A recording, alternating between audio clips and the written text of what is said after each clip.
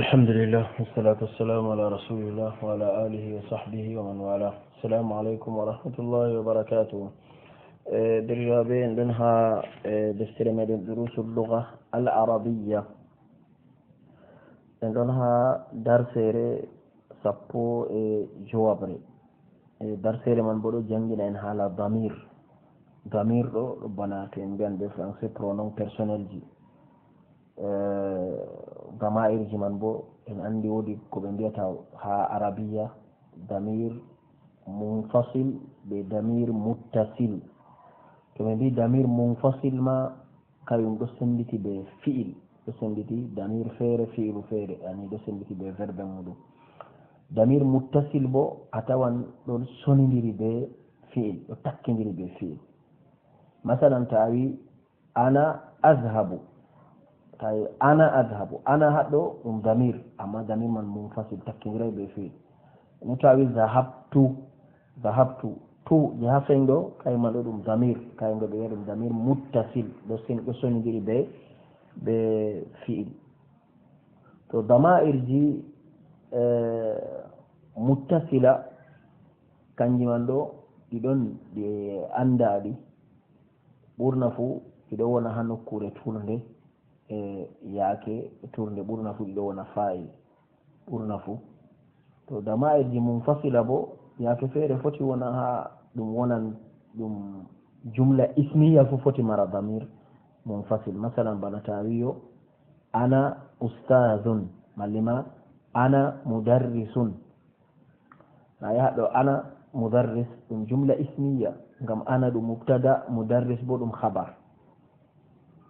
to amma dama'irji munfasila man ɗo ɗi sappo e ɗiɗi kanji on ɓurna en jangata ha ɗo hande ha darsere men sappo e jowabre ha deftere men nde ɗo. to nden darsere man kadi ɗum derke en rewɓe ɗon jewta be goto nder derɗiraɓe maɓɓe woni Zainab,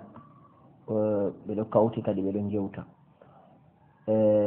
ɓe mbiyata assalamu aleykum wa rahmatullahi wa barakatuh. wa aleykum assalam wa rahmatullahi wa barakatuh.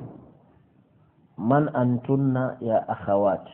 man antunna ya akhawat, onon ɓe derɗiraɓe, onon ɓe man antunna ya akhawat. akhawat ɗo jam'u ukhtun, ani tawi goto ma wiya ukhtun derɗirawo debbo, amma tawi akhawat ɗum jam'u majum. goto nder derke en rewɓe go wiyata nahnu banatu sheikhi abbas, min ɗo min ɓiɓɓe sheikhu abbas. nden kadi Zainab go wiyata ahlan wa sahlan wa marhab. ummu kunna ustadati, wato dadirawo moɗon ɗo ɗum ustaz jam, wato janginowa. kayfa haluha, oɗo ƴamaɓe kadi noyi yaake maako. goto nder rewɓe go jaɓat wiyata kadi hiya bi khairin walhamdulillah, kanko man ɗo o jamu alhamdulillah. o wiyata aina hiya al an, wato ha toy o woni jotta ɗo, ha to o foti o wona jotta ɗo. se o wiyata ɓe goto jabata kadi hiyal ana fi riyad, hiyal ana fi riyad, jotta ɗo ɗon ha riyad. hiyal ana fi riyad, kalima al ana ɗo bawigo jotta. nden o jabata mata dhahabat, ndey o dilli, mata dhahabat, ndey o dilli. wata dhahabat qabla usbu'in, o dilli jotta ko o dilliri ɗo waɗan asawere. to min mbi qabla usbu ta tafsira ɗum bana alare, nayi tawi qabla usbu bayigo yeeso asawere, a wiya tan ko o dilliri hande asawere, ko bana wiya ɓe français il y a de cela, ayi kaymo qabla usbu in ɗo ko o dilliri hande asawere. man dhahaba ma'aha, moy dilliri be maako. dhahaba ma'aha akhuha ibrahim, wato dilliri be maako derɗiko. akhuna kadi derɗiko amen Ibrahim, wato delɗi ko amin andiɗiɗi ɓe maako beeteɗo Ibrahim. Kayfa halukunna noyi yaake mon onon bo? Nahnu bi khairin walhamdulillah. To ɓe jaawi mo banni. Fi ayi madrasatin antunna ha madrasa nga yewa on jangata, ha madrasa nga yewa on ngoni. Goto jabata nahnu fil madrasati mutawassita, min ɗon ha madrasa wato hande mutawassita, bana idadi, bana mbiya idadi koma premier cycle. Mata ikhtibarukunna, koma a wiya mata ikhtibarukunna, ndey on gatta kompo, ndi on gatta imtihan. Ikhtibaruna ba'da shahrin, wato kompo amin ɗo ɓaawo lewru, ɗo lewru min ngaran kompo man. Azahabtunna ila almadrasati alyawma, hande ɗo on jehi madrasana. Azahabtunna ila almadrasati alyawma, na'am zahabna wa raja'na, min jehi nden min warti. To nden o waɗi kadi tamrin je arande o wiyata ajib anil as'ilatil atiya. Ajaba yami je warata ɗo, ajib anil as'ilati al atiya. To ƴami man ɗo wala hande tawjih, wala réponse, an man noon a jaaba bannin man. To foti bo a lortata a yiɗi a texte, foti bo a lortata texte a jaaba selum no an a yiɗi, no a mari haaje, no a yiɗi wato hande jaabirgo ƴami man ɗo. haɗo ɗo o wiyata man antunna, onon ka on ɓe, amma na ɗum rewɓe wolwanta antunna, ngam to ɗum worɓe o wiyanno man antum, onon ɓe to ɗum worɓe. Amma nde ɗum rewɓe o wiya man antunna, onon ɗo on ɓe to ni. haɗo ɗo jawabu man foti jaaba man antunna, wiya nahnu tullab, min ɗo min fukaraɓe, ko ma bana man antunna nahnu talibat, min ɗo min fukaraɓe talibat. ko ma a lorta texte baje ɓe mbino ha texte nahnu banatu cheikh Abbas to a yiɗi. Aina ummukunna, ɗo bo a jaaba anno a yiɗi ummi aw ummuna fil madrasa aw ummuna fil bayt,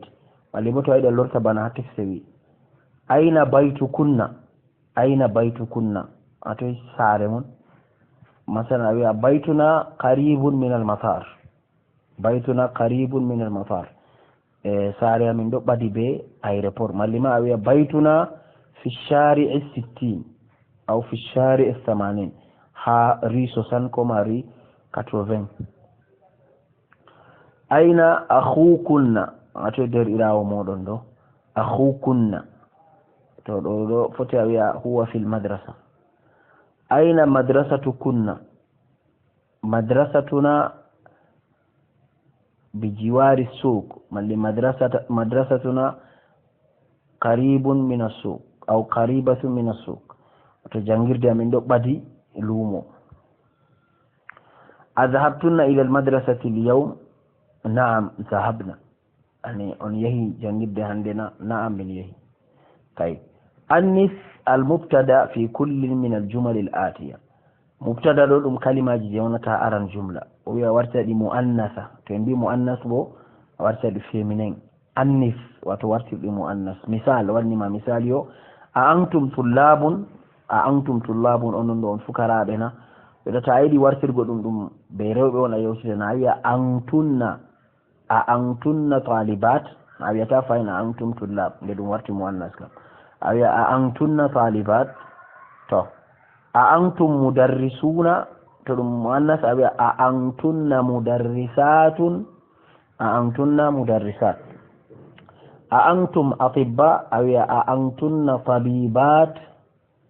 A antum ikhwatu hamidin,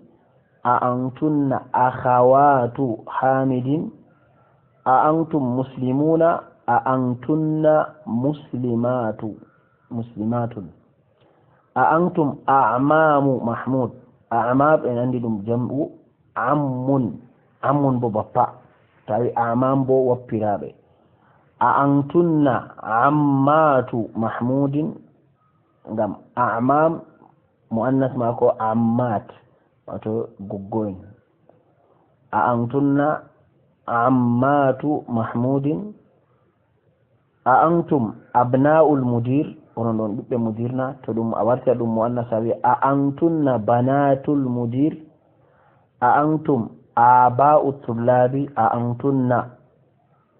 ummahatu tullabi ummahat nayi aba a warta ɗum ummahat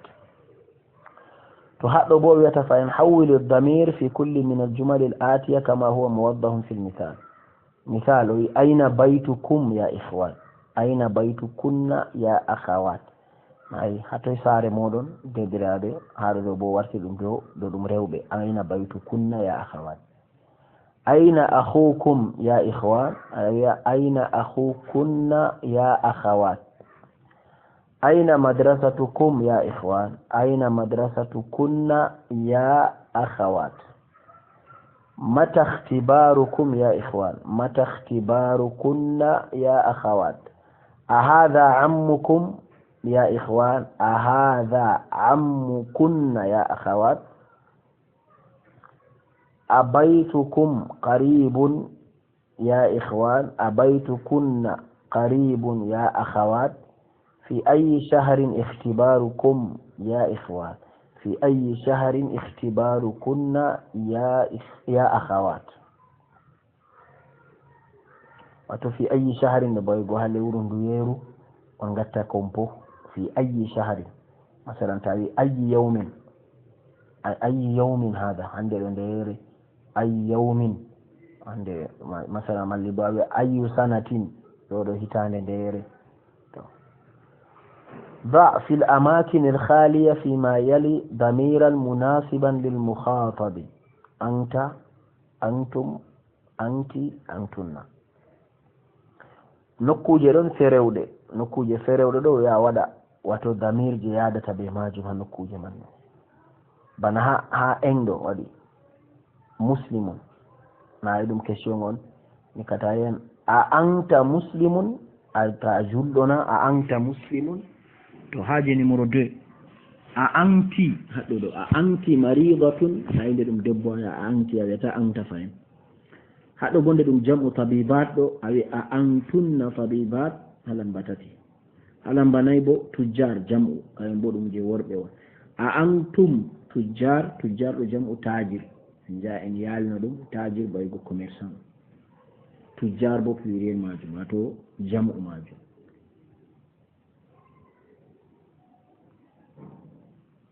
a anti bintul mudarrisi halamba je a anti bintul mudarrisi ando abi jangino wona a antunna akhawatu abbas onon do on deridaɓe abbas na a antum tullabun onon ɗon fukaraɓe na to haɗo bo fayin da fi l amkina alkhaliya fi ljumal l atiya damiran muttasilan lilmukhatabi ɗo bo damirji muttasil nayi ka damir munfasil yetabo damir muttasil ɗayi damirji man en mbi muttasil kaɗo sonidiri ɓe fir wonan garda gare bana ka ba kum ba ki ba kunna ɗo ayna baytukum nayi baytukum on yadata puisque ɗum ya ihwan ɗo ɗum deɗiraɓe worɓe ayna baytukum lamba ɗiɗi bo a wiya a hadha kitabuka ya hamid yani kitabuka ya hamid sa'atuki jamilatun ya layla wato montre ma bodgel ya layla man abu kunna na yaɗɗo bawa man abu kunna on yadata ya akhawat mun on baba mun ya deriraɓe masmuka ya akhi no indema derɗam masmuka ya akhi masmuki ya ukhti wato to ɗo bo to ɗum debbo masmuki ya ukhti a ummuka fil bayt aw a ummuki fil bayt ma asma'u ما أسماؤكم يا إخوان ما إن مودون يا تدرابي ضع في الأمكنة أماكن كده ضع في الأماكن الخالية فيما يلي ضميرا مناسبا للمتكلم أي ضمير ما لو في الكتاب ودي جي بولوما جي هوتي نيرتا ما يوتي جيتا يا هوتي نيرتا ببرنيدو كان من بيت ضمير متكلم ضمير مخاطب بضمير غائب تو هذا دو ضمير جي ماندو دوم ضمير جي متكلم بولو مانا goto ma wiya ana to jam'u bo ya nahnu daga be dido ni nahnu be biyata be tato nahnu dum worbe nahnu rewbe nahnu bani ana bo to fere ma ko gorko wiya ana to be dido to debbo wiya ana to gorko wiya ana hado do nder mufrad muslimun do wiya ana muslimun de hado bo dum jam'u muslimuna wiya nahnu muslimuna haɗo bo fayin muslimatun nde ɗum goɗɗo gooto ɗum debbo a wiya ana muslimatun haɗo bo jamu a wiya nahnu muslimatun haɗo bo fayin banatul mudir a wiya nahnu banatul mudir ibnul mudarris a wiya ana ibnul mudarris nahnu tullabun ana maridatun banni kadi to tamrin wa lamba jeɗiɗi kayum bo a winda a janga ta en yeeɓe ɗum deriraɓe en winda ɗum manniman ɗo a windita a janga ngam en mbi no a watta a wowa kalimaji a wolwa jur a winda jur a janga jur banni noon a wowirta kalima lunga ko jeetoy ta yiɗi ekkutugo ɗum ɗo on sirri man a winda jur ta ha windugol ma a maran orthographe a wawan waɗugo a maran orthographe ha windugo jurgo ɗo jangugo jurman bo a wowan kalimaji hatton man fo a maran orthographe a wowan kalimaji a maran vocabulaire ji volugo jurbo ɗo bo ta aɗo wolwa ɗo a tawan yake feere to a wari ha mawqi feere a wiya a volwani saɗantama a wolwan banni noon sai goɗɗo mara jur'a wato cuusal wolugo taweyo o semtan wolugo ko nandi ɓe majum banni arabiya kam sai ɓe banni hen ha goɗɗo ekkita to haɗɗo ɗo wiyata a winda a janga a winda dhahaba abi ila alqahira qabla usbu wato babam dilli ha qahira ɗo hatton en mbiyata kerɗo wato capital égypte arabe en man mbiya alqahira to ɓe nasarare bo ɓe mbiya ker qabla usbu wato ko dilliri hande asawere mata kharajta min alfasli ya muhammad kharajtu ba'da ad-darsi nayi ɗo man mata kharajta taɗo yewtida be goɗɗo ndey a wurti to kanko on wolwata bo wiya kharajtu wato mi wurti ta wiya mata kharajta kanko bo wiyama kharajta fayin la mata kharajta min alfasli ya muhammad ndey a wurti classe ma kharajtu ba'da ad-darsi mi wurti ɓawo darsere ذهبت إلى المسجد قبل الأذان ييها جرود يسو سيتنا بكو بسيتنا